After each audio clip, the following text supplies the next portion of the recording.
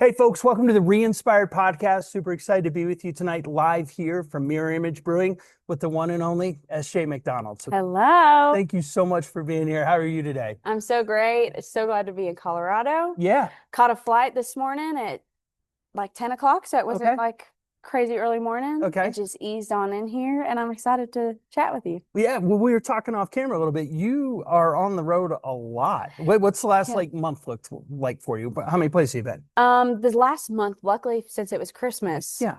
I did one show in December in Houston and one show in Virginia, my hometown. Okay. This is my first road date of the year. I played in Nashville at a private event last night. Okay. But the rest of this month is Minnesota next weekend, Nashville for a bluegrass thing. Oh, fun. I'm a country music singer having a love affair with bluegrass. Okay. And then I'll be in South Carolina. Okay. And then the rest of the year is a lot in the Midwest. I love the Midwest, coming back to Colorado this fall. And yeah, I sort of just go wherever I can get a show straight. Okay. All right. I Wherever I love can get a that. show. How long have you been doing that? I've been doing that since about 2023.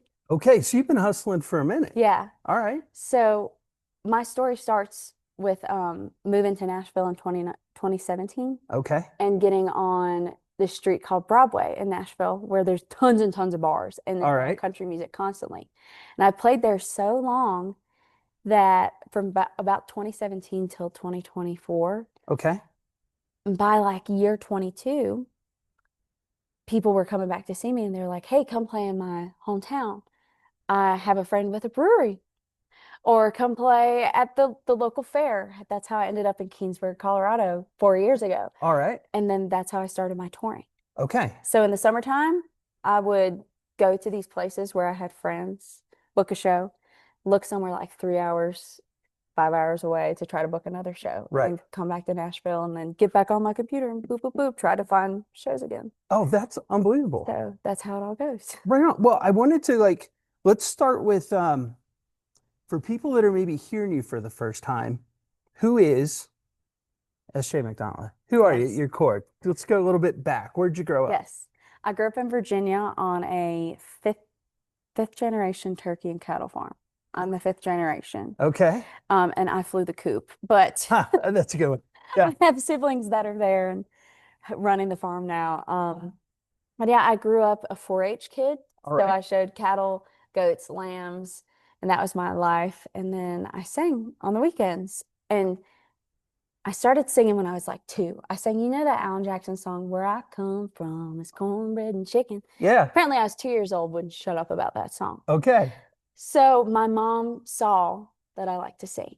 And then we would go to church and I'd be singing with my grandma. And then they would have me do some solos in church. And then all of a sudden my mom signed me up when I was 10 for a 4-H Share the Fun talent competition. Okay. And how old were you again? I was 10. 10. All right. And oh my gosh, I was this tiny little girl with all these sparkles on, singing Carrie Underwood. Oh. And we were off to the races after that. My mom just started trying to find me shows. And I got a vocal coach to teach me how to move and not be nervous. And then at one point in my career, I was like 13, and some shady booker from a town away from us showed up and said, I want to put your girl on tour. So we put together a band. Okay. And then the tour blew up. We played 2 shows with John Anderson and Aaron Tippin. Okay. But then the tour ended and I had this band. And I was like, well, what do we do? Just keep playing.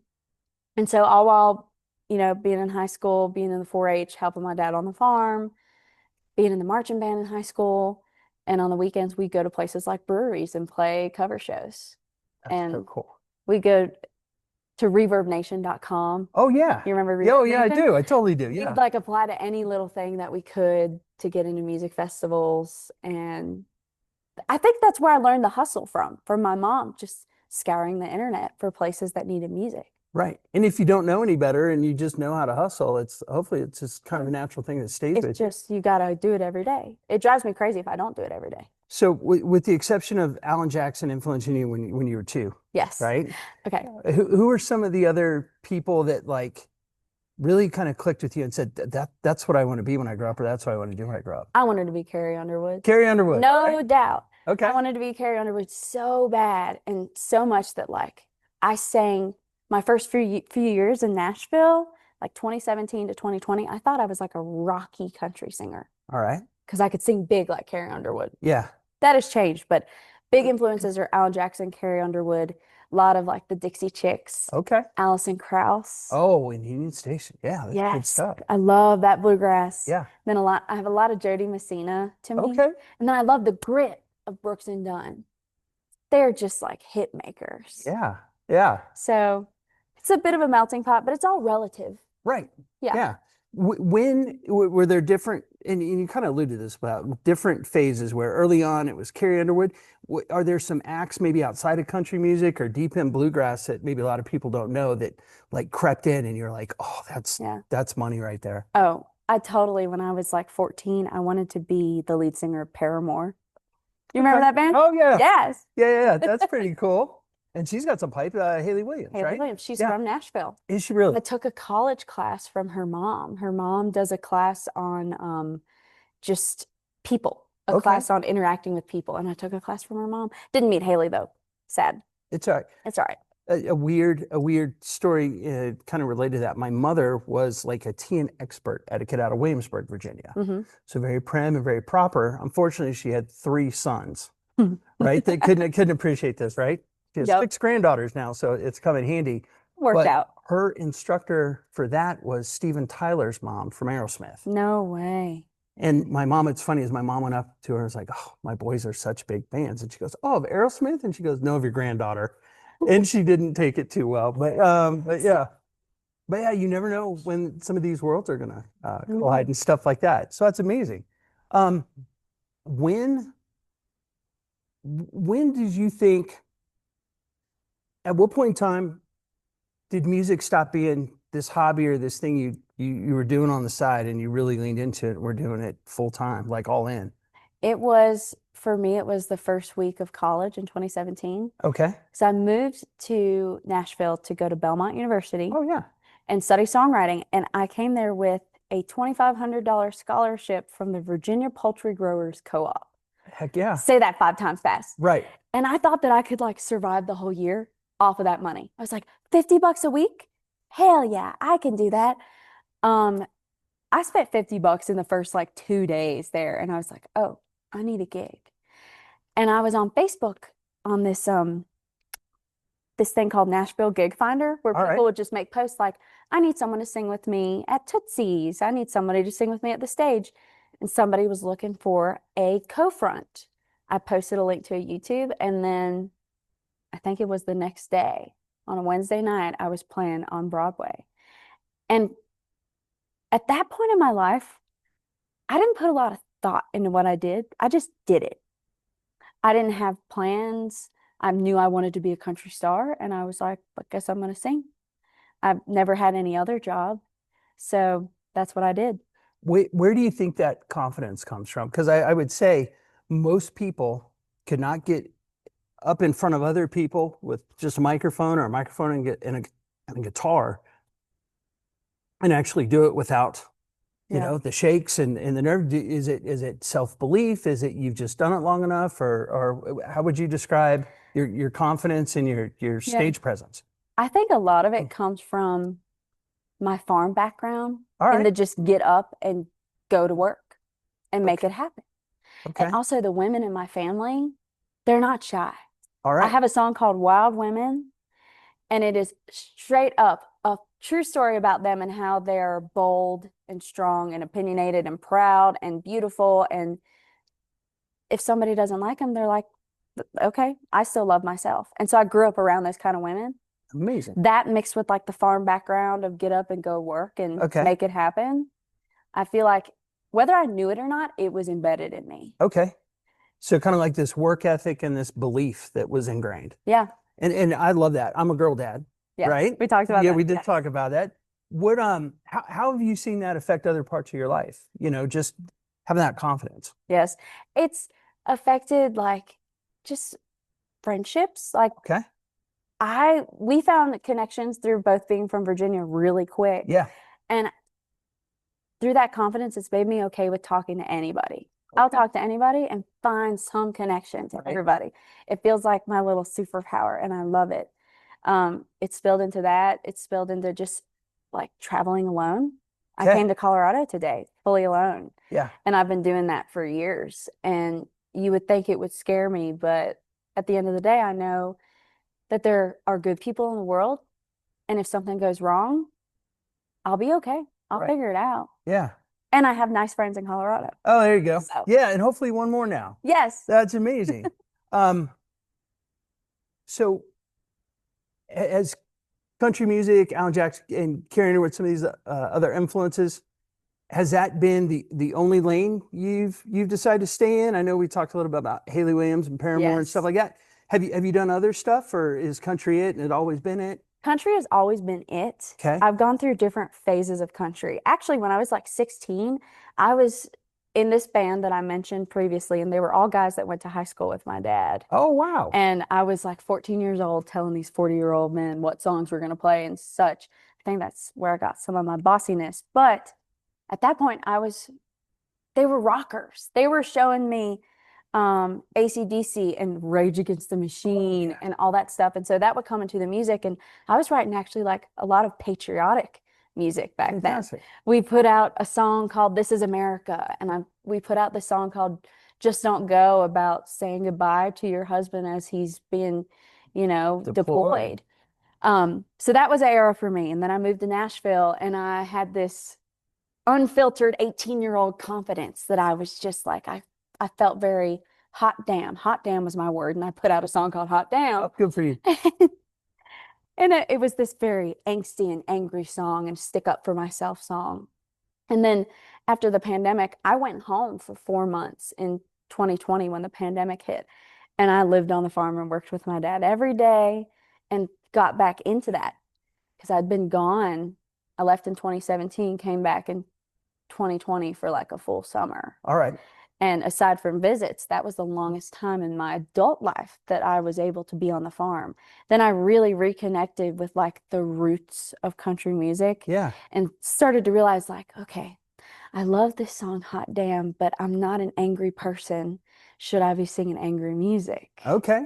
And then I started to realize, oh, maybe I should write about my actual story.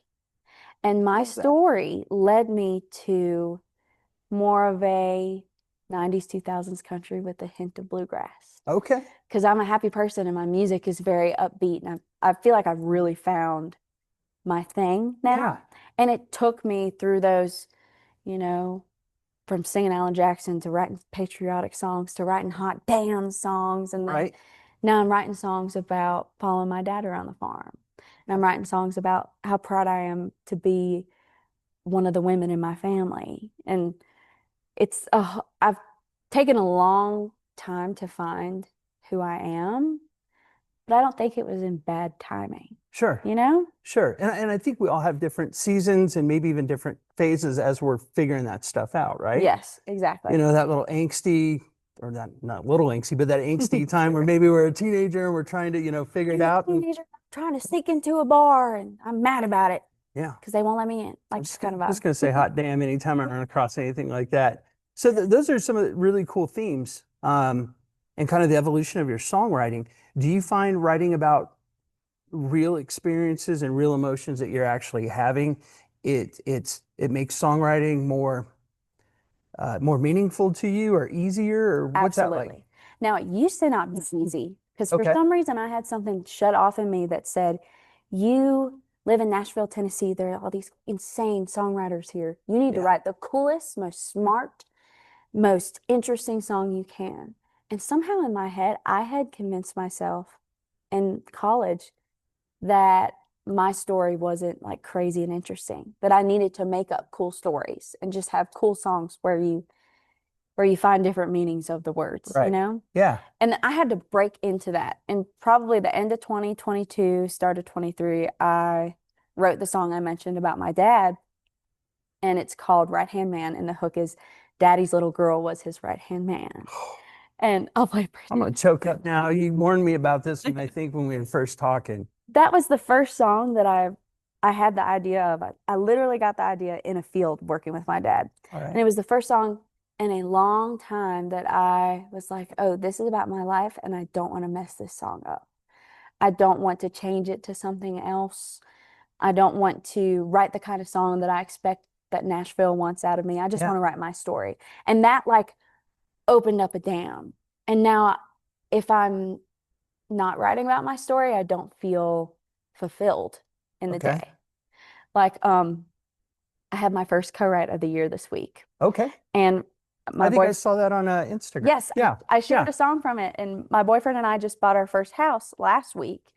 And I, Congratulations thank again. you. That's amazing. I filled it up with all of these years and years of like mementos and tchotchkes and family heirlooms that I've just been holding on to, knowing one day I'll have a house for it. Yeah. And so I went into my first co-write of the year and I was like, y'all, we have to write something about this house. And we ended up with a song called Keepsakes about the importance of them to my life. And I posted it online. I've gotten so many messages that are like, I have my grandma's dresser. I have my great grandpa's cowboy hat, stuff like that. Like writing my story and sharing it has proved to me that, every story is important, just like why you have this podcast. And I don't have to impress people. I just need to pull from the heart Yeah. and it'll all work itself out. So this one moment in a field Yeah. where you said it's time to be me and be outgoing, proud. This is Hmm. me.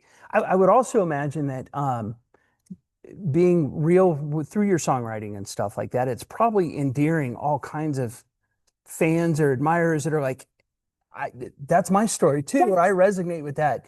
And you're pulling from a real spot instead of some make believe, Yeah. uh, whatever the theme of the song would be. But is it making it a more authentic connection with you and people that It appreciate your definitely music? is. It's making me feel closer to the fans that are turning to friends. Okay. And it's not to say that the music I put out before wasn't good. I'm Yeah. still proud of it, but that was just, I had some growing up to do. Yeah. And even though I walked into Nashville with that hot damn confidence, I still had a whole different type of confidence to unearth. Right. So, but yeah, it's made things like connecting with people so much more fun. Right. And probably more natural too, because Yes, it's coming from you and not, oh, what was that story? Yeah. exactly. Right. Oh, I love that. Um, wh- and this is a tricky question, and I don't mean it Ooh, comparatively at all, but at the end of the day, what makes you different than a lot of the other stuff that's maybe coming out or the people that are coming up? What do you think makes you stand out? Or what's something you're very proud of that is like, hey, yeah. this is me? I'm really proud of being a like up-tempo fun song girl All right. because Megan Maroney is huge right now Oh and yeah. they call her brand emo cowgirl Okay. and I love her music. It's so like smart and witty, but I just love an up-tempo song. I love the 90s and things like what Jody Messina and the Dixie Chicks would release and Alan Jackson's, summertime blues Right. kind of vibe. I want to make people feel like that era of music. Yeah. And actually, I've run into this problem where we're picking songs to record, and it's like, you have enough fast songs, you need more slow songs. And I'm proud of myself for that because, you know, a lot of the songs that are written, it's very easy to be sad all the time in your songwriting. But now there's another side to that where I just kept spinning this wheel about fun songs, happy parts of my life. Where's the like the hurt? Where's the truthful hurt? Right. And I stumbled upon that in another instance where I was glad that felt confident enough in myself to tell my story where I signed a thing called a publishing deal in Nashville where I was paid to write songs in 2024. Amazing. And I lost it in 2024. Okay. Like 9 months later, it just all went to hell. And I walked into a co-writing session that day, 30 minutes after I'd been told that I was being let go, crying. And we ended up writing a song called The Quilt. And the hook is love is the patches and life is the quilt. That's amazing. And if I hadn't have done the work to break down this dam of don't write what you think the world wants, write what you need, then I wouldn't have gotten songs like that. And so now I'm switching from like, I'm so proud of the up-tempo and fun songs. You'll hear them tonight. I love a fun song. But life, unfortunately, is not all roses all the Yeah. time. Like, and some days we have hard days, and I'm exploring, bringing that into my music Okay. more. And this year we have some more like serious songs All right. to bring to people. What I think some of the cool part about that is, some of the themes in those songs may be like a chapter or a bookmark in your life, Exactly. It right? feels like it. Yeah. Totally. But it also, I mean, there are songs I think of and I can picture myself driving through Surrey County, Virginia, listening to the B-52's Cosmic Thing album, singing to the top of my lungs. So when I hear some of these things, It brings you right it back. brings me right back. Yeah. So how cool and how powerful it is to create bookmarks, that you have of your journey, but also that stuff ties into people that are listening to you because they're authentic. Yeah. Whether it's upbeat or maybe more solemn and stuff like that. So I think that's incredible. I haven't thought of it as bookmarks, Okay. but that's such a great way to put it. It's like little bookmarks all throughout my life. And the hope is that they become bookmarks for other people's lives too. Yeah. No, that's powerful. That's amazing. And that's so cool. Tell me a little bit. We've been talking about songwriting. Tell me a little Yes. bit more about your songwriting process. How does that normally Yeah. come about for you? Well, I find that I get ideas a lot from listening to Brooks and Dunn. Okay, I've gotten fair. so many song ideas from Brooks and Dunn. I don't know why. Or from driving. Yes. And so my ideas normally start with like I'll hear somebody say something. And like yesterday I wrote a song and I was in my friend's kitchen talking to her and her husband about the radio. And we were talking about how unfortunately radio has been dying. Yeah. And he looked at us and said, yeah, people used to like run to the radio. And I went, ding, we have to write that song. And as soon as we went into the writer's room, I said, hey, your husband said something. We have to write this song. So a lot of it comes from conversations like, Yeah. oh, I was in Idaho. I played at a fair in St. Anthony, Idaho last year. And we walked into a bar, a really tiny dive bar with like pictures of Marlboro Men everywhere. And the bartender looked at our IDs and she said, what are y'all doing out here? And we're like, we just played a show, la la la. And she said, people don't just come here. This is a get lost place. Oh, wow. And I went, dang. So we wrote that song. Yeah. So a lot of it comes from conversation, honestly. So and just to go deeper into that a little bit, I know sometimes, you come up with a chord progression or something Mhm. on a guitar, and a lot of times those things, depending on speed and tempo and all that other stuff, it kind of has a vibe to it. Like, oh, this is upbeat, or this is kind of dark and murky and stuff like that. And so a lot of times I know people will come across a progression with a hook or something that they like, and they go, okay, how am I going to fill that with words? Mhm. And so you're saying a lot of times what you're doing is you're finding the theme Yeah. and crafting the music around the theme. That's what happens for me. I used to write lick first, 'Cause like that's guitar almost lick like first. poetry, and then we'll put my poetry to music, Yeah. which is awesome. And I didn't mean to cut you off. Oh, you're fine. What happens in the songwriter room is like we'll pitch out a song title. Like if I say, see, we're at mirror image, and I say, I've got this title called Mirror Image. And then if I don't have a vibe already in mind, then we'll just fiddle all around with the guitar and find something that feels right. It's really like a God thing Okay. when the song just clicks and you feel the vibe. I used to hate the word vibe, but I love the word now. It's a real thing. Yeah. It's a real thing. So, but a lot of times for me, a certain vibe comes with the title to me. Okay. So I come in with a already decided thing that I want to do. Now, the thing that throws me off, and I'm actually trying to be better about this year, is sometimes when you're co-writing, like say if you and I were writing a song and I said mirror image and it struck this feeling with me, but a completely different feeling with you, how do we decide? Right. This is like a 50-50 thing here. This is not 51-49%. Right. Yeah. So this year I've been trying to be more open to what other people are hearing first. Okay. Because also as someone who is the artist and releasing the songs, it's very easy for me to be like, no, it has to be about my story and this thing and this is my vibe. But also I want to evolve the music as time goes, and having incredible people around me and incredible songwriters, why wouldn't I at least try It's that whole their concept idea? of iron sharpening iron, right? Yeah. Being around the right people can really elevate you.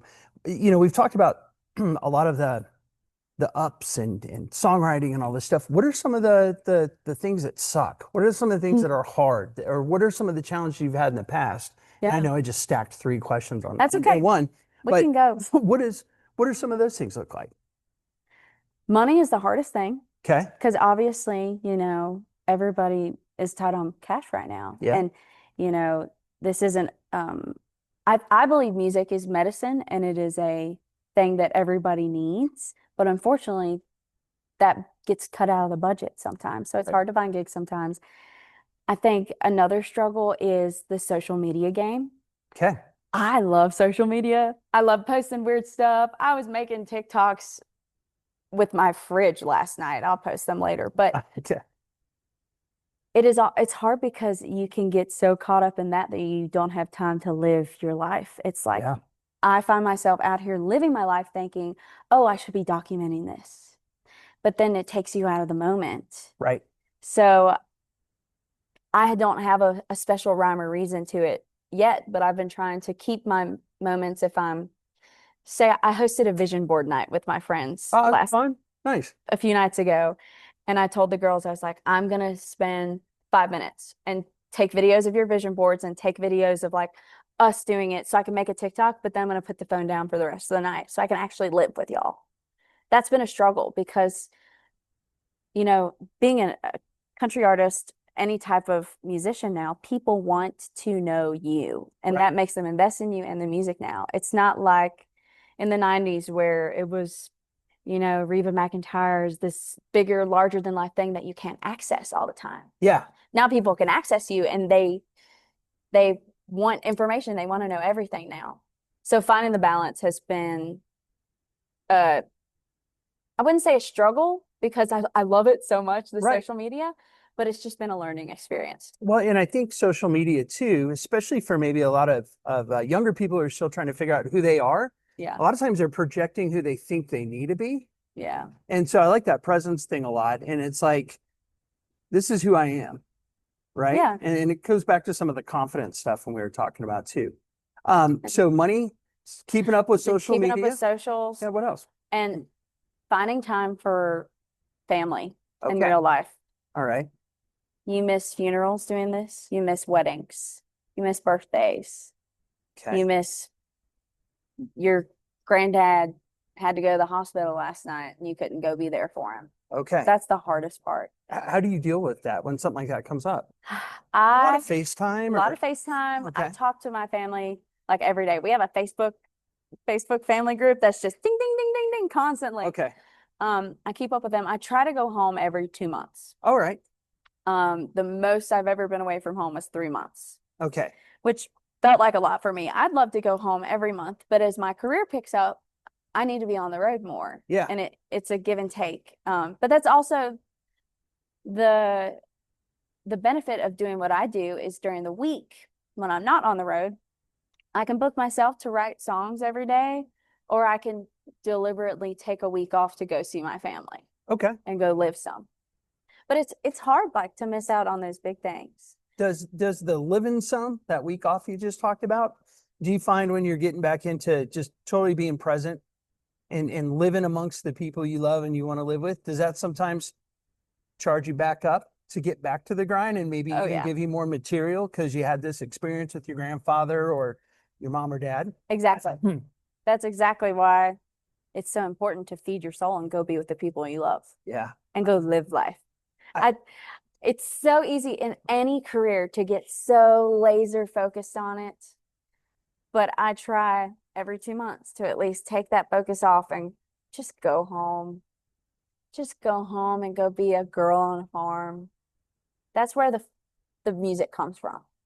That's, I don't know, some of that feels like a wisdom of someone who's much older. So yeah, go ahead and put that feather in your cap there. No, that's amazing. I think it's a real kind of noble way to go about things, right? What does this year hold for you? We're January, beginning of the year. Yeah. What does this year hold for you, and what do you want it to hold for you? Is Yeah. there any big things coming up? I'm starting to do some like showcases for county fairs. Okay. So at the beginning of every year, every like state, most states will have a county fair convention where they scout talent. Oh, And I decided that was a goal for this year to bring my band to those. And I okay. have one in the Midwest next week. And so a goal is to play more county fairs. And a big goal is to play CMA Fest. I've applied for like 5 years and it hasn't worked out. Okay. And I feel it. It's coming. Okay. Like I have to manifest this. Yeah, And yeah. I want to play CMA Fest so bad. And I know I'm worthy of being on that stage, but there are so many of us that are worthy. And it's just like how many people can you put on one thing? But we applied and we're praying that it comes through. And also for releasing music, we're sort of feeding the beast this year. All right. Tell me about that. So when it comes to like Spotify and Apple Music and Amazon Music, they like consistency with your releases.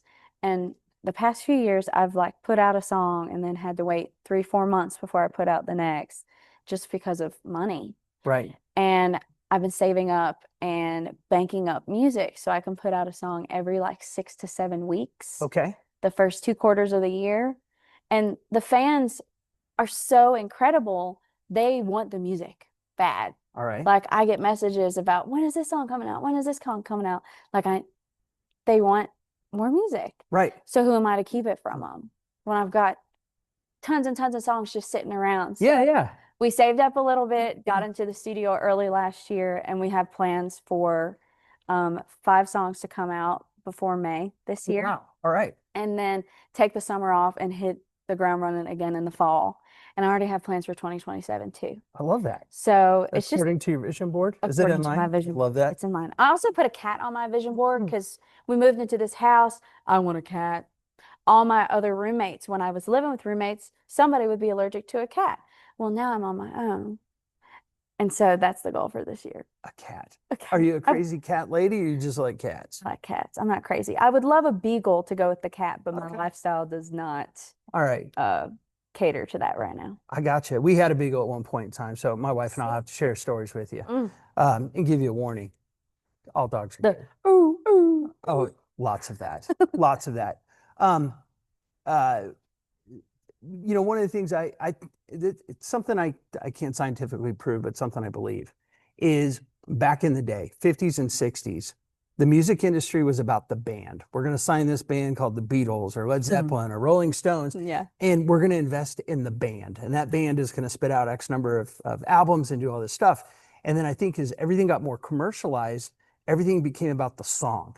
Oh, yeah. You know what I mean? Oh, you did this song for the Shrek movies. That's all you're known for. That's all we cares about that song, you know? Mm-hmm. And I think things are starting to come back to the songwriting and the bands. That's at least that's what I want to hope is happening, right? Oh, for sure. Artists like Zach Brown, he tells amazing stories too. Oh my We gosh. saw him at the Sphere and it was unbelievable. Incredible songwriting. And Yeah. in Nashville, they say it all starts with the song. Yeah. We don't have the soundtrack to our lives without the song. Right. I mean, imagine how boring it would be just like sitting at a bonfire without a guitar. Yeah, I agree. Yeah. Or like going to, we wouldn't have concerts without music. Well, Right. you do. I had an interesting conversation last night with a good friend of mine who had been just grooving to this new artist. And I won't name it. But he found out that artist was actually AI. Oh my gosh. And he'd been like jamming to this for like a month and was just soul crushed.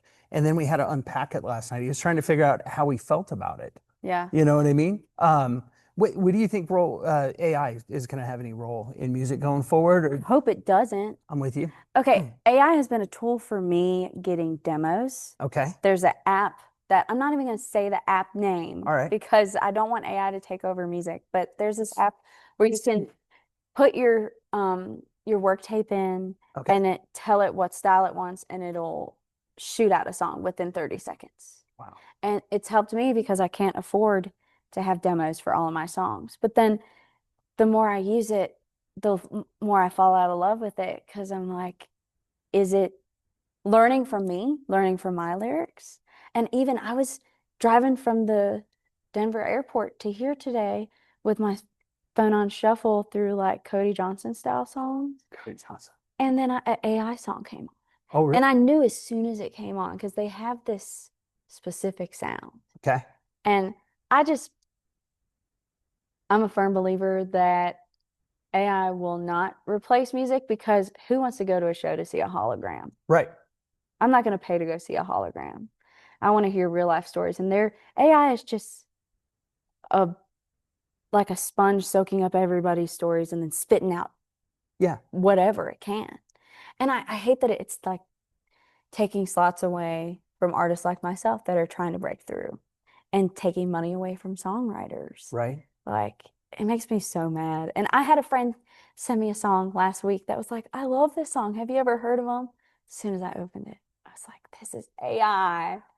I think some of the magic with music is the imperfections. Yes. Hearing your hands move down a neck on a guitar and that string sound, or that inhale before that powerful line is delivered. And it's all those little things that I think create the energy or help create the energy around a song, right? Back to that kind of vibe thing. Makes it feel human. Exactly. Yeah. And it makes it feel authentic, and it makes it being authentic, I think a lot of times will open a listener up to be listening to it authentically.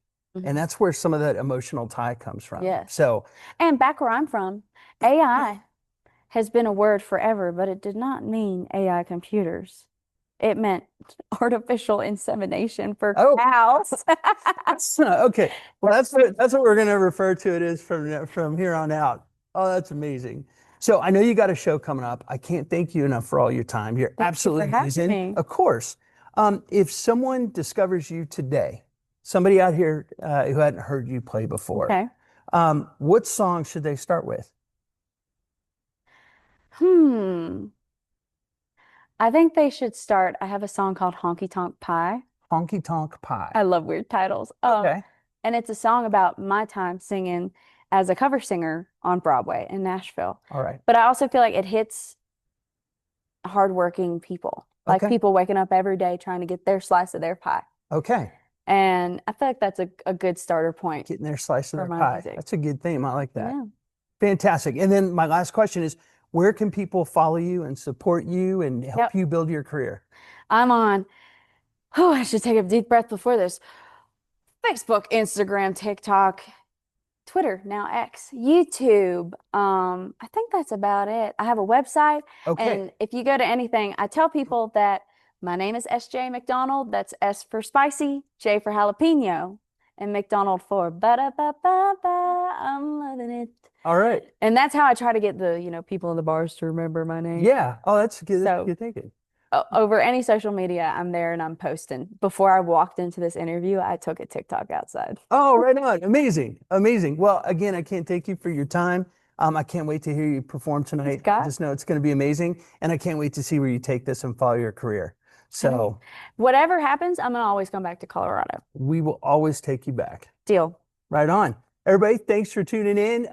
Big props to our guest today, SJ McDonald, Mirror Image Brewing, and everybody that makes this happen. Thanks for being re-inspired with us. We'll see you soon.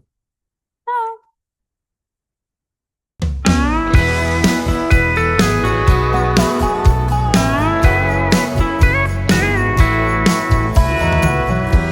I bet he's getting pretty close to Amarillo, pushing 80 in dirty boots, chasing next month's rent and a buckle.